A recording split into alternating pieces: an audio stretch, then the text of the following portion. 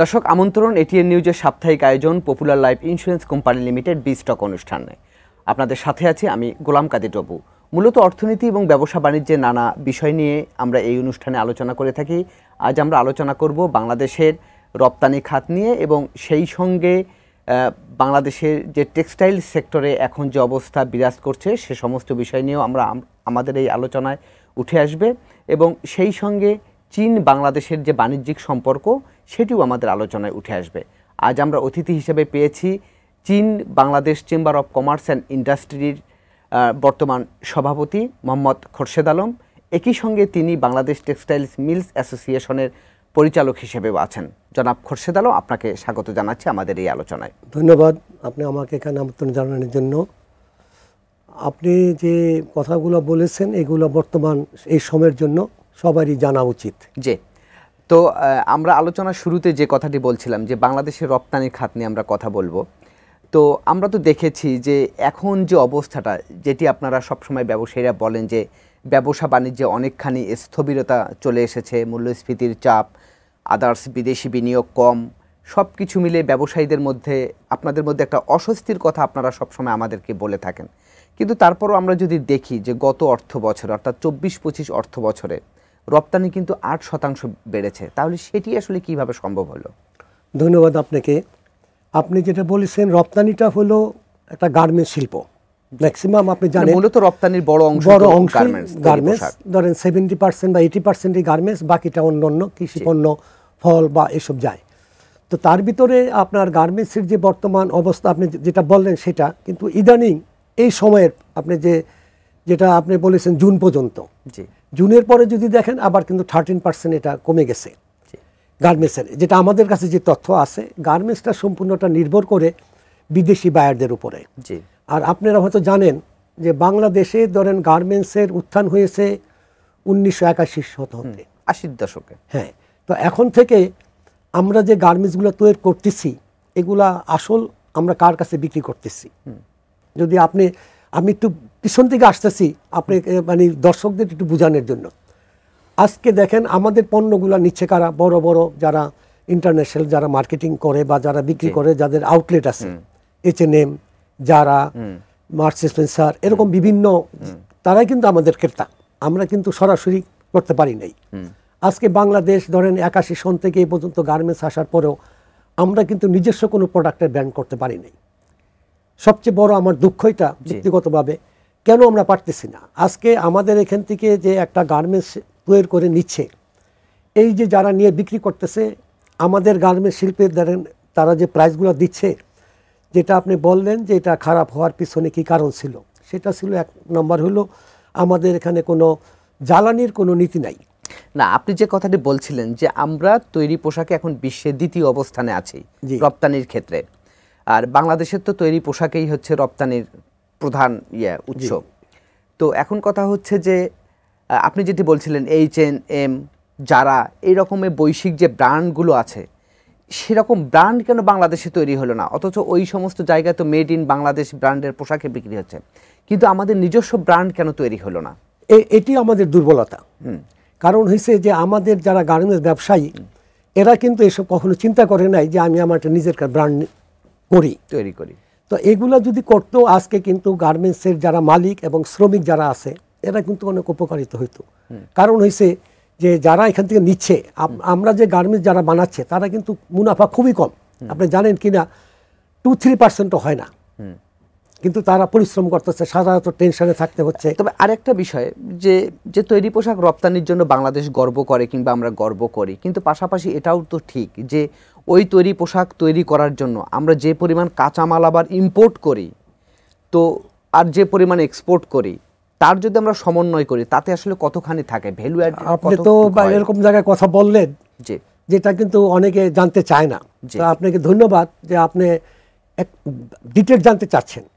সত্যিকার অর্থে আমরা যদি ভ্যালু এডিশন বলি এটাকে, মানে আপনি একটা শার্ট তৈরি করছেন $1, সেখানে আমার নিজস্ব বাংলাদেশের জন্য এখানে কত আমাদের পরিমাণ মানে পাচ্ছি, শ্রমিক, জ্বালানি, ট্রান্সপোর্টেশন, এসব মিলে আমরা কত পাচ্ছি। এখানে আমার জানা মতে ম্যাক্সিমাম আপনার ইয়েতে যেটা হলো বিজিএম এর আন্ডার যে গার্মেন্টস, যেটা ওভেন গার্মেন্টসে আমার মনে হয় ম্যাক্সিমাম 30% আমাদের নিজস্ব, 70% আমাকে ইম্পোর্ট করতে হয়। মানে ওই ওই Product. ওই প্রোডাক্ট তৈরি করার জন্য বিভিন্ন কাঁচামাল আমাদেরকে আনতে হয়। জি 70%।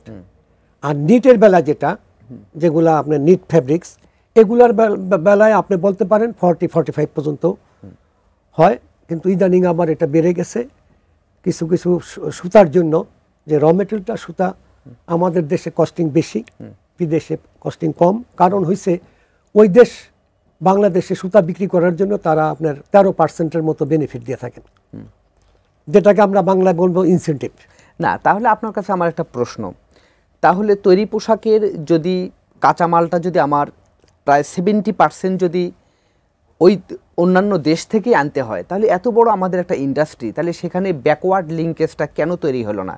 কেন ওই সমস্ত কাঁচামালগুলো আমরা তৈরি করতে পারছি না? আপনারা তো টেক্সটাইল, আপনারা তো কাপড় তৈরি করেন, সুতা তৈরি করেন, তাহলে তারপরেও যে সমস্ত জিনিসগুলো আমরা আনতে হচ্ছে মধ্যবর্তী কাঁচামাল হিসেবে যেগুলোকে আমরা বলি, সেগুলো কেন বাংলাদেশে আমরা স্বয়ংসম্পূর্ণ হতে পারছি না? কেন আমরা আমদানি নির্ভর থাকছি?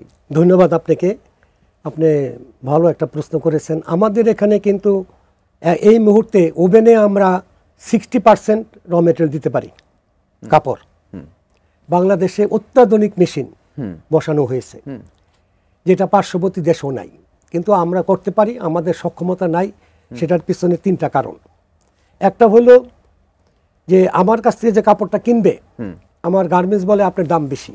আচ্ছা, আমি এটা বাইরের থেকে নিয়ে আসলে আমি এটা সস্তা পাই, কিন্তু সস্তা কি পাচ্ছে?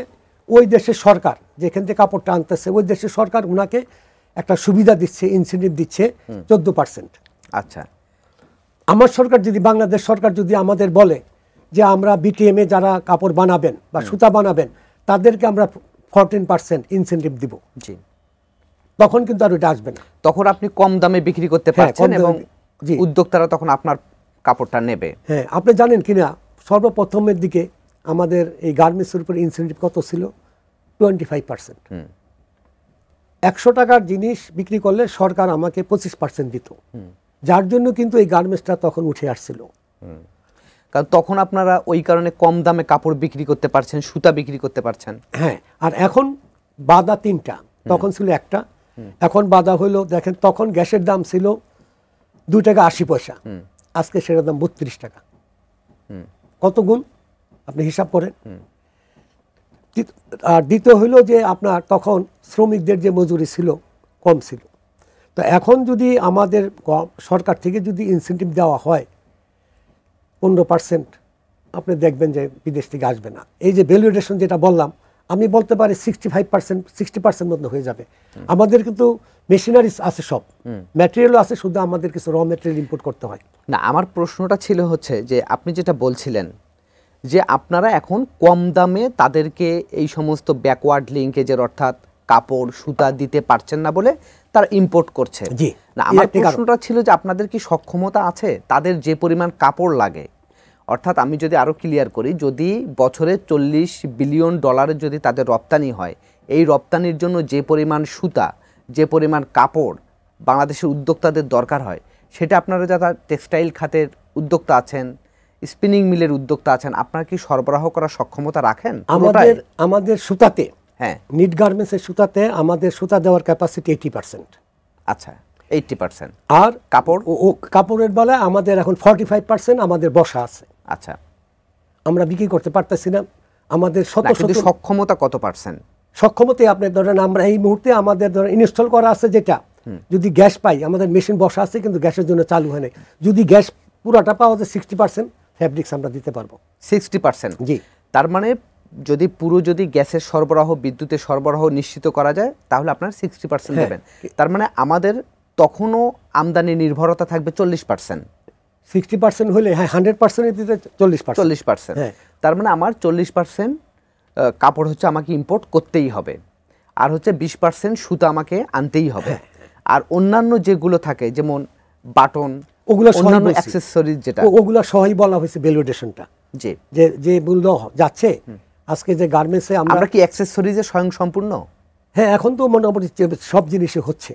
তারপরও আনতে হচ্ছে ওই প্রাইজের জন্য হয় না। তারপরও কত পার্সেন্ট আনতে হয় আনুমানিক?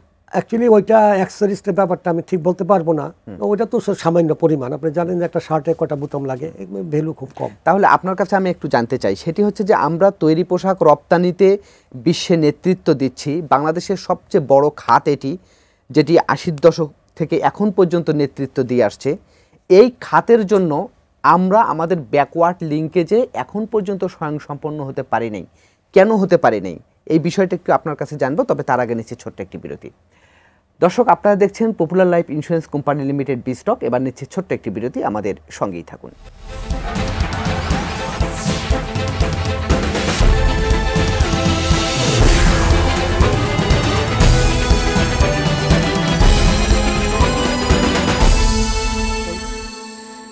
দর্শক, বিরতির পর আমরা আবারও ফিরে এলাম popular life insurance company limited B stock আলোচনায়।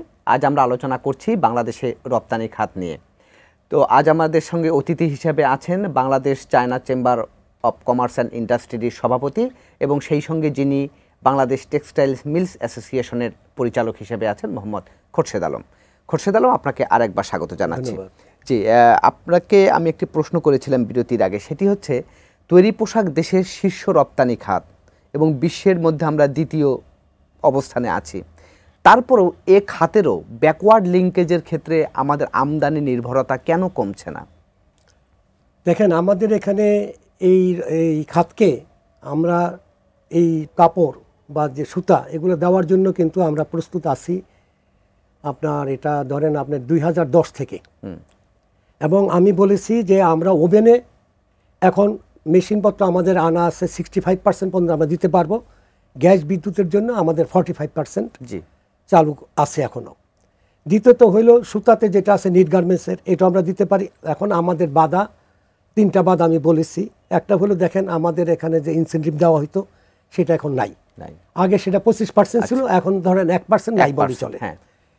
অবশ্য পার্শ্ববর্তী দেশ বলেন, চীন দেশ বলেন, যে কোনো দেশে গিয়ে দেখেন তারা 14% পাচ্ছে, 13% পাচ্ছে। তার মানে এভাবে আপনারা বৈশ্বিকভাবে অসম প্রতিযোগিতার সম্মুখীন হচ্ছেন। একমাত্র কারণ একটা। 2 নম্বর কারণ হলো যে জ্বালানির কোনো নীতিমালা নাই। আমাদের এখানে জ্বালানিটা এরকমভাবে বৃদ্ধি হয়, আপনি এখানে তাদের সঙ্গে প্রতিযোগিতা করতে পারবেন না। আপনি গিয়ে দেখেন পার্শ্ববর্তী দেশে দেখেন বা অন্য অন্য দেশে গিয়ে দেখেন যে তাদের যে আপনার জ্বালানির তারা খুব গুরুত্ব দেয়, কারণ এটার উপরে কিন্তু কস্টিং অনেক নির্ভর করে। তো এখন যে জ্বালানিটার জন্য আপনার এখানে যে প্রাইসটা বাড়বে, ওদের প্ল্যানিং কি 7 বছরের জন্য একটা ফিক্সড করে দেয়। মানে তাদের নীতির পরিবর্তন হয় ধীরে, আমাদের হয় ঘন। আমাদের না ঘন, মানে কি রাতে ঘুমন্ত ঘুরে দেখা যায় 16 টাকার থেকে 32 টাকা হয়ে গেছে। তো আপনি কিভাবে পারবেন না? আপনাকে যদি 13% আমাকে দেন তাও তো আমি পারবো না, যদি আপনি বিদ্যুৎ জ্বালানি আমাকে কি বলে নির্বিচ্ছিন্ন সরবরাহ। আর কারণ কি? নির্বিচ্ছিন্ন সরবরাহ। আপনি গ্যাস থাকে না, হঠাৎ চলে যায়, মেশিন বসে থাকে, হঠাৎ বিদ্যুৎ চলে যায়, ইলেকট্রনিক যন্ত্রপাতি নষ্ট হয়ে যায়। এগুলাকে আপনি এনশিওর করতে হবে যে আপনি আমাকে নির্বিচ্ছিন্ন গ্যাস বিদ্যুৎ দিবেন, এবং গ্যাসের প্রাইস যেটা 16 টাকা ছিল এটাকে যদি অতিরিক্ত হয়, অপচয় বন্ধ করলে গ্যাসের যে অপচয় হচ্ছে সেটা যদি বন্ধ করেন আপনার প্রাইস কমায় নিয়ে আসতে পারবেন। আচ্ছা, এখানে একটা বিরাট জিনিস আছে, গ্যাপ আছে, যেটা আমরা কখনো বলি না কিন্তু বলতে হয়, আমরা দেখছি। তো এগুলা করে এই অপচয়গুলো বন্ধ করে গ্যাসের মূল্যটা কমায় নিয়ে আসেন। জ্বালানি কিন্তু একটা, আপনি জানেন, শিল্পের জন্য সবচেয়ে বড়, আমরা যে মানুষের হার্ট বলি ওইটা কিন্তু একটা হার্ট। তবে আমার ওই জ্বালানি নিশ্চয়তা এবং জ্বালানি মূল্যটা নির্ধারণ করে দেন।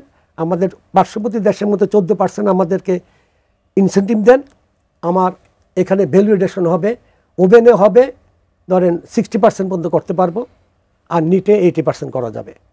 আর যদি এটা না হয় তাহলে এই দেশে আমরাও টিকবো না। আমাদের মিল আপনি জানেন এখন ইদানিং এই সমস্যার জন্য, এই মূল্য, গ্যাসের মূল্য, 2টার কারণের জন্য আমাদের কিন্তু অনেক মিল বসে গেছে। আপনি জানেন কিনা, বহু মিল ব্যাংক্রাফটসির মতো অবস্থা হয়ে গেছে, বন্ধ হয়ে গেছে। তারা কিন্তু মেশিনপত্র নিয়ে বসে আছে। আপনার কাছে আমি আরেকটি প্রশ্ন করি, আপনি তো Bangladesh China chamber of commerce and ইন্ডাস্ট্রির একজন সভাপতি। আপনার কাছে আমার একটা প্রশ্ন, চীন তো প্রায় 150 কোটি মানুষের একটা বসবাসের একটা দেশ, সেখানে বিভিন্ন দেশের অনেক প্রোডাক্টের চাহিদা।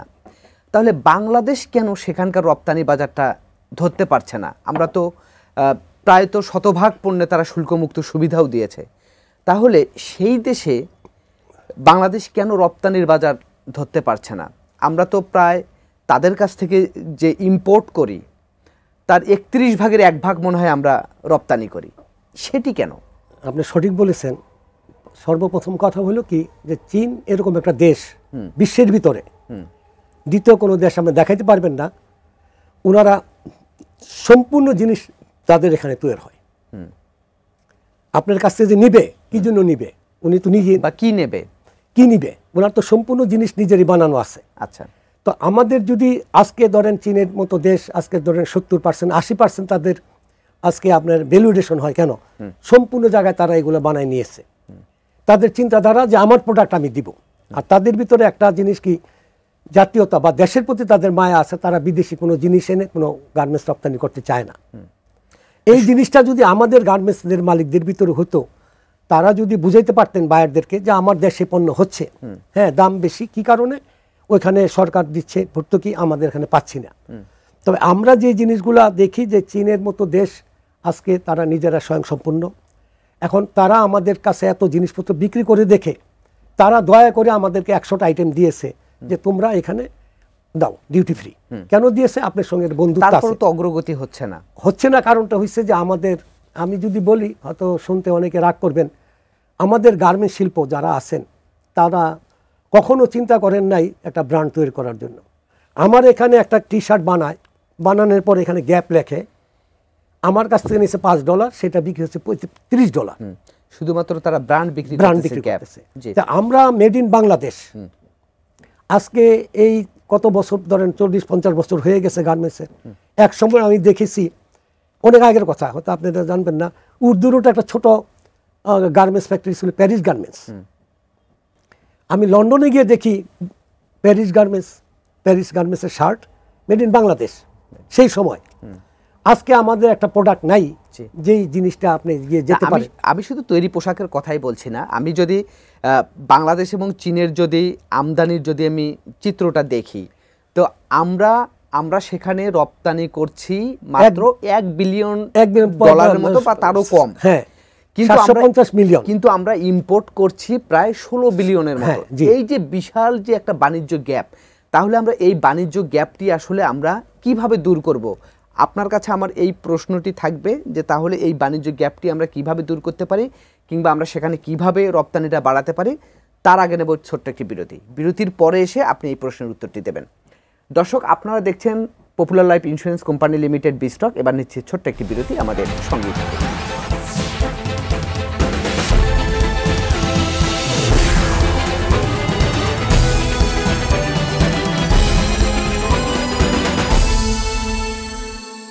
জি দর্শক, আমরা আবারও ফিরে এলাম popular life insurance company limited বিস্টক অনুষ্ঠানে। আজ আমরা আলোচনা করছি বাংলাদেশের রপ্তানি খাত নিয়ে। যে আপনার কাছে আমি বিরতির আগে প্রশ্ন করেছিলাম, এই যে চীন এবং বাংলাদেশের মধ্যে যে বাণিজ্যিক সম্পর্ক, সেখানে তো বিশাল গ্যাপ। আমাদের রপ্তানি $1 বিলিয়ন কম, আর আমরা ইম্পোর্ট করছি প্রায় $16 বিলিয়ন বা তারও বেশি। এই যে বিশাল গ্যাপ, এই গ্যাপটা আমরা আসলে কিভাবে দূর করতে পারি এবং কিভাবে আমরা রপ্তানি বাড়াতে পারি চীনে? আপনি পুরাটা ওদের সঙ্গে পারবেন না হিসাব করে, কারণ ওদের যেসব জিনিসপত্র, যেমন ওনারা ক্যাপিটাল মেশিনারি করে, আমাদের দেশে কোনো ক্যাপিটাল মেশিনারি করতে হয়, করার সুযোগ নেই। আর সুযোগ করলেও আমি বিক্রি করতে পারবো না বিশ্বের কোথাও। ওনাদের বিশ্বে মার্কেট আছে, তারা একটা আসবে ক্যাপিটাল মেশিনারি, যেটা আসবে সেটা আপনাকে আনতে হবে। ধরেন আপনার $2 বিলিয়ন হলো প্রতি বছর, ওটা তো আমাদের আনতে হবে, যেহেতু ওই সক্ষমতা আমাদের নাই। র মেটেরিয়াল আছে কিছু, র মেটেরিয়াল আপনাকে আনতে হবে। যেমন আপনি ধরেন ফাইবার, যেগুলো বিস্কস ফাইবার বলেন, এই প্লান্ট আমাদের দেশে নাই। তারপর লায়োসেল, পলিস্টার ফাইবারগুলো আমাদের নাই। এই র মেটেরিয়াল করার মতো আনতে হবে। এখন যদি ওই দুইটা আমরা করতে পারি, এখানে ধরেন আমরা সেভ করতে পারবো মিনিমাম ধরেন $3 বিলিয়ন আমরা এখানে সেভ করতে পারি, যদি আমরা এখানে আপনার একটা বিস্কস ফ্যাক্টরি বা করি এখানে ফাইবারের, পলিস্টারের। এটা হবে, এটা ম্যানমেড ফাইবার বলে।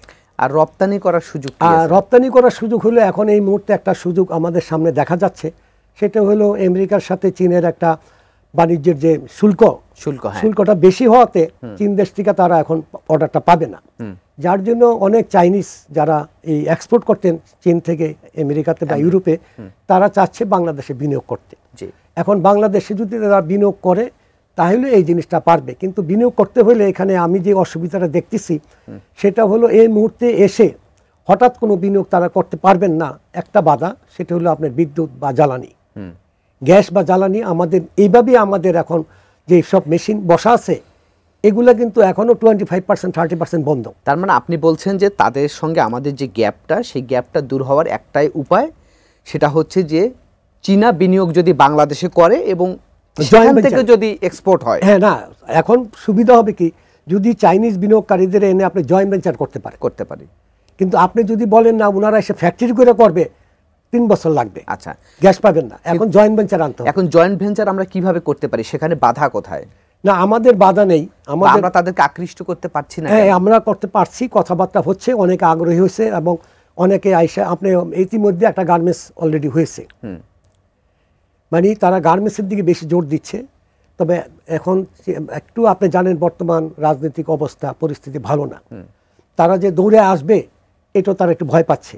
তবে আমার মনে হয় ইলেকশনের পরে তারা আসবে এবং এখানে যেই সব ফ্যাক্টরিগুলো এখন ধরেন গার্মেন্টসেও অর্ডার কম এখন বর্তমানে, এগুলা যদি চীনা বিনিয়োগকারী আসে, আমাদের যে স্থানীয় গার্মেন্টসগুলো আছে যারা এক্সপোর্ট করে তারা কিন্তু অনেক মুনাফা করতে পারবে। কারণ এসে আমরা যাদের কাছে বিক্রি করি আমরা কিন্তু মার্কেটিং সরাসরি করি না। চীনা বিনিয়োগ আকৃষ্ট করার জন্য শুধু গ্যাস বিদ্যুতের নিশ্চয়তা এইটা আগে দরকার। হ্যাঁ, একমাত্র এইটা যদি হয় তাহলে কিন্তু আমি বললাম যে নতুন দিতে পারবেন না, কারণ আমাদের 30% বন্ধ। একমাত্র জয়েন্ট ভেঞ্চার হবে এবং আমি আশা করি জানুয়ারি থেকে অনেক আসবে। এখন অনেক লোক আলোচনা করতেছে, তারা ভিজিট করতেছে, কয়েকটা মিল দেখেও গেছে এবং একটা গার্মেন্টসের সঙ্গে কাজ শুরু করে দিয়েছে অলরেডি। আমরা এগুলো পরে বলবো আর কি। তবে এইভাবে তারা গার্মেন্টসের প্রতি তাদের আকর্ষণ বেশি। আর অন্য কোন কোন সেক্টরে তাদের আগ্রহ আছে? না, এখানে ধরেন যেমন আপনার শু আছে, জুতা, কেটস, এগুলো কিন্তু তারা ওইখান থেকে এক্সপোর্ট করে, এগুলো এখানে আসবে, এটাও হতে পারে। গার্মেন্টসের যেটা যেহেতু আমাদের বেশিরভাগ কাঁচা চামড়া বা চামড়া তো তারাই নেয়, হ্যাঁ, এটা এই দুইটা সেক্টর এখানে বাংলাদেশের জন্য খুব ভালো অবস্থানে হবে। এবং আমার মনে হয় যে এরা আসলে আমাদের যারা ফ্যাক্টরিগুলা এরা লাভবান হবেন। এখন তো আমরা দেখছি যে চীনা বিনিয়োগ বাংলাদেশে তো বাড়ছে। হ্যাঁ, কিন্তু ওরকম ভাবে হয় নাই যেটা আমরা আশা করেছিলাম, কিন্তু রাজনৈতিক পরিস্থিতির জন্য একটু তারা চিন্তা ভাবনা করতেছে যে আসলে কি হবে এই মুহূর্তে। তবে আমি ইদানিং আমি চীনের রাষ্ট্রদূতদের সঙ্গে আমি একটু দেখা করেছিলাম, আমার কয়েকটা প্রস্তাব আমি দিয়ে আসছি ওনাদেরকে। সেটার ভিতরে আমি ওনার কাছে বলেছিলাম যে দেখেন, বাংলাদেশ এখন সারা বিশ্বের সবাই জানে, যখন গার্মেন্টস যেই দোকানে যাক, যারা বলেন H&M বলেন, যেখানে যাক, যখন এটা দেখে তখন দেখে made in Bangladesh. Made in Bangladesh কিন্তু সবাই জানে যে গার্মেন্টসের ভিতরে আমরা দ্বিতীয় অবস্থানে আছি। তবে এখন চীন আমাদেরকে সুযোগ দিচ্ছে, এই সুযোগটা কারা নিচ্ছে? মধ্যবিত্ত। মনে করেন একটা, যেমন বললাম, যারা গ্যাপ, যারা H&M, তারা আমাদের প্রোডাক্টটা নিয়ে ওখানে বিক্রি করতেছে। আমি বলছি যে তুমি আমাকে 20 থেকে 30টা আউটলেট দাও ওখানে। আচ্ছা, মানে চীনে? হ্যাঁ, ওইখানে আমাদের স্টল হবে, নাম থাকবে বাংলাদেশি স্টল থাকবে না, লেখা থাকবে, এটার নামই থাকবে মেড ইন বাংলাদেশ। আচ্ছা, ওইখান থেকে আমাদের প্রোডাক্টগুলো গার্মেন্টস মালিকরা ওইখানে নিয়ে বিক্রি করবে এবং প্রাইজে চায়না, মনে করেন তারা তো দেখবে, মিলাবে, পাশাপাশি যখন দেখবে এটা আর আপনার একই জিনিস, ওইটা একটা ব্র্যান্ড, এটা brand Sara made in Bangladesh, দামে ডাবল, তখন কিন্তু এটা মার্কেট পাবে। এতে করে আমাদের গার্মেন্টস যে শিল্পটা আরো উন্নতি করতে পারবে। দ্বিতীয়ত হলো, আমরা চাচ্ছি আমাদের এখানে কোনো পলিটেকনিক্যাল লোক বা আমাদের কোনো ওরকম মিল ফ্যাক্টরি চালানোর মতো টেকনিক্যাল ম্যান পাওয়ার নাই। আমাদের লেখাপড়া করতেছি, মাস্টার্স করতেছি, এমকম করতেছি, কিন্তু আমরা কোনো আউটপুট নেই আমাদের। তো আমরা চাচ্ছি যে ও দেশ থেকে বাংলাদেশ সরকার মিনিমাম 30টা পলিটেকনিক্যাল কলেজ চাইনিজদেরকে দিয়ে দিবে। দেওয়ার পরে ওনারা আমাদের শিক্ষা দিবে, আপনি ঘরে বসে কি বানাইতে পারবেন। আমরা চাই ব্যবসায়ী হইতে, আমরা চাই উৎপাদন করতে। তো আমি কোথা থেকে শিখবো? আমার টেকনোলজি দিতে পারবো না, মানে কারিগরি জ্ঞান আপনারা চাচ্ছি। এবং কারিগরি জ্ঞান আপনি জানেন যে বর্তমানে চীনের সঙ্গে কিন্তু কোনো দেশ নাই। ওনারা যে সস্তায় যে সুন্দর দিতে পারবেন সেটা কিন্তু পারবেন। চীন তো এখন বিশ্বের কারখানা, তাদেরকে বলা হচ্ছে। হ্যাঁ, তো এই জন্য আমরা চাচ্ছি যে যদি চীন সরকার এবং যারা পলিটেকনিক্যাল স্কুলগুলো বা কলেজগুলো আছে, আমাদের সরকারকে আগে আসতে হবে। আপনি কি বলতে, তাদের সঙ্গে একটা কোলাবোরেশন করে, যে আপনার, আমরা এর ভিতরে চীনের থেকে একজন প্রফেসর নিয়ে আসছিলাম টেক্সটাইলের ব্যাপারে। আমরা বিভিন্ন বুটেক্স, নিটার বিভিন্ন জায়গায় আমরা কিন্তু পরিদর্শন করেছি। তারা চাচ্ছে যে হ্যাঁ আমরা আমাদের সাহায্য করব। না এখন তো ধরেন যে হ্যাঁ সরকারের তো আগ্রহ থাকতেই হবে, পাশাপাশি আপনাদের চেম্বার থেকেও তো আপনারা এই উদ্যোগটা নিতে পারেন। হ্যাঁ আমরা করছি তো, আমাদের কাছে আসে, আমরা তো নিয়ে দিই।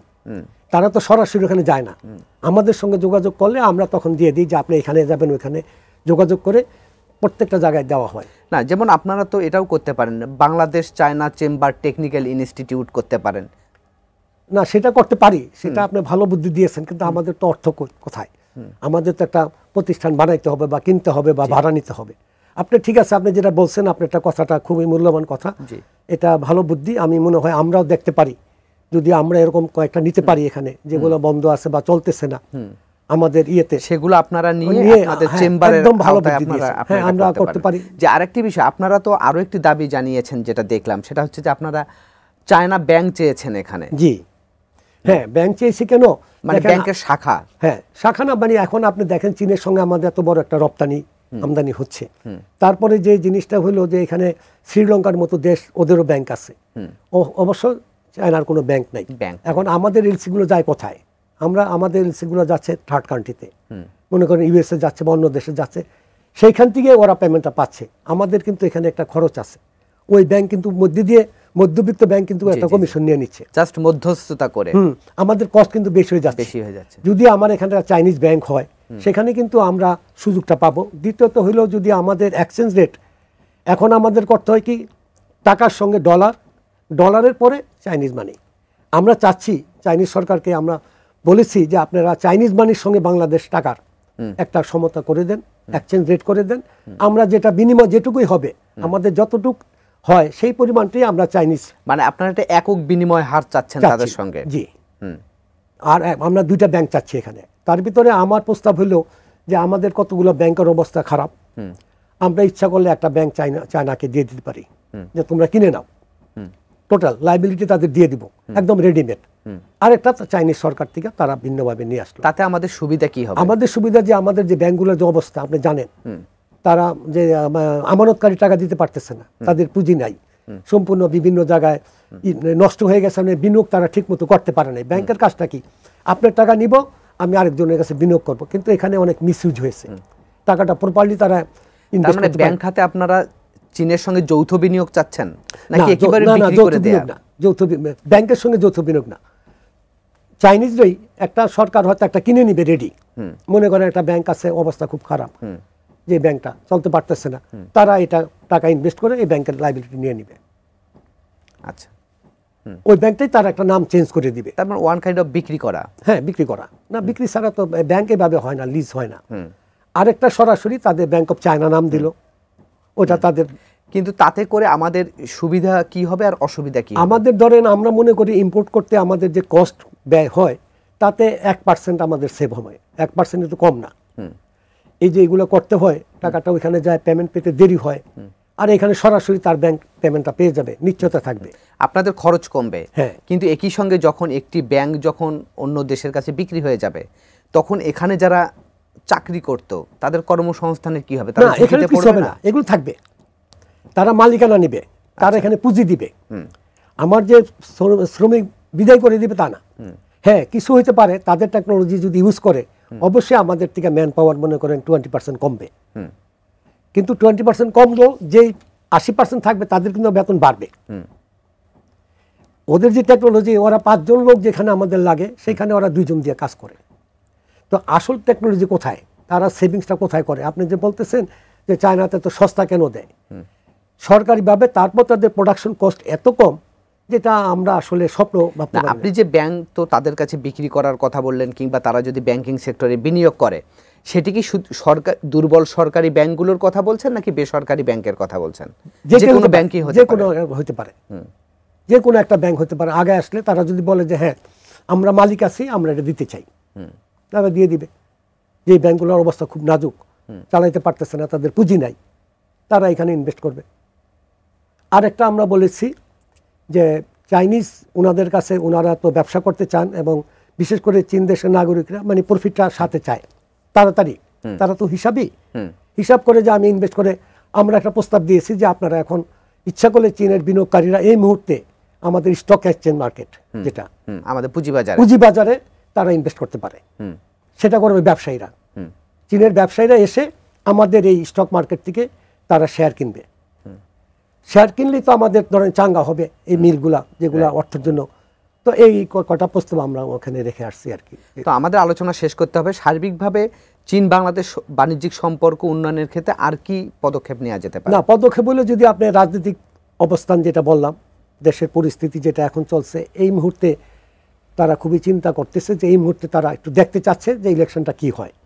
আমার মনে হয় ইলেকশনের পরে ভালো বিনিয়োগ আসবে এবং এই খাতগুলোকে উঠাই নিতে পারবে। তবে আমাদের যে সরকারকে আমরা বলবো, এই সরকার হয়তো এখন পারবে না তারা, কিন্তু একটা ইনসেন্টিভ দিতে হবে। যদি আমাদের এই যে টেক্সটাইল মিলগুলা যেগুলো বসে আছে, এগুলো চালানোর জন্য গ্যাসের মূল্যটাকে পুনরায় বিবেচনা করতে হবে। আমার মনে হয় এই দেশের আপনার যে শ্রমিকদের বেতন বাড়বে, কর্মসংস্থান হবে, তারপরে আপনার এই যে ইম্পোর্টের যে ভ্যালুয়েশনটা অনেক বাড়বে।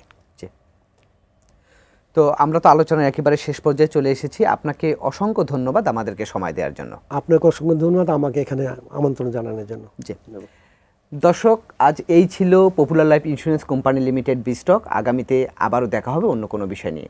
সে পর্যন্ত ভালো থাকুন, সুস্থ থাকুন, এটিএন নিউজের সঙ্গেই থাকুন।